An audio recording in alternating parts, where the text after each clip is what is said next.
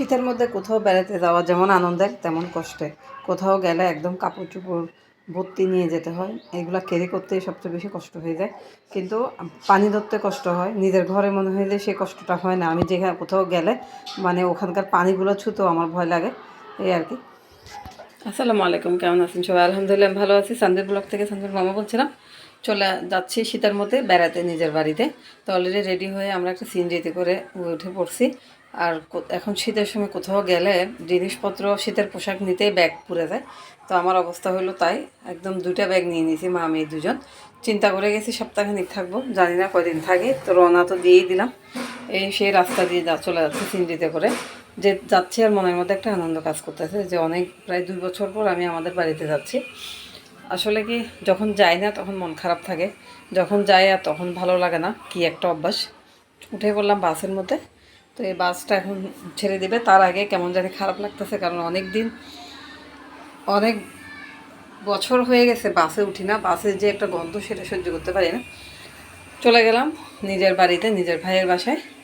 গিয়ে দেখি আমার ভাইয়ের একটা ছোট্ট বাবু, সে অনেক যখন জন্ম নেয় তখন আমি ছিলাম, জন্মের পরে এই প্রথম তাকে দেখলাম।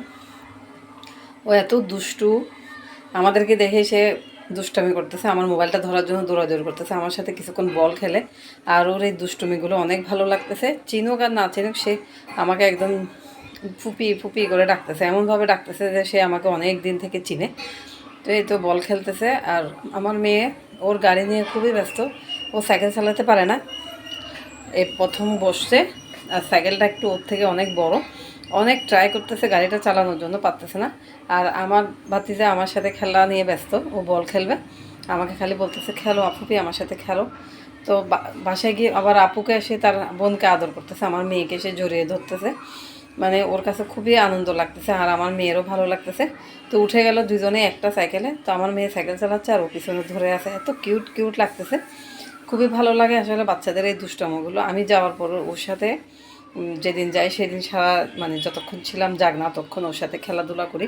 আমার মেয়েটা ওর সাথে খেলে, খুবই ভালো লাগে। আর এত কিউট একটা বেবি, এমন সুন্দর করে ডাকে, ফুপি তুমি আসছো।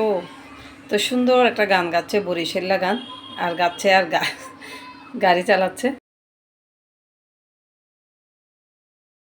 সে গাড়ি বাদ দিয়ে চেয়ার নিয়ে খেলতেছে।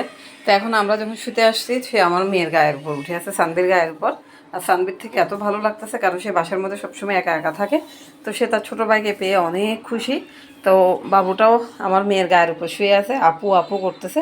আর ওর আপু ডাকটা অনেক কিউট, একদম আমার মেয়েকে ছাড়তেছে না, ওর বুকের মধ্যে শুয়ে আছে, জড়াই ধরে শুয়ে আছে। আসলে অনেক দিন পরে বাচ্চাদের দুষ্টামিগুলো দেখলাম, আমার কাছে অনেক ভালো লাগতেছে। আমার মেয়েকে সে ছাড়তেছে না, একবার মারে একবার আদর করে, সে দোদো চড়তেছে। তো বেড়াতে গিয়ে অন্তত পক্ষে 2টা বাচ্চার এই দুষ্টমিগুলো আমার কাছে খুবই ভালো লাগছে। আর আসলে কি, ভাতিজিদের মায়াটাই অন্যরকম। আর ও আমার মোবাইলটা দেখে বারবার সে মোবাইলের দিকে তাকিয়ে তাকিয়ে শুয়ে পড়তেছে আমার মেয়ের গায়ের উপর।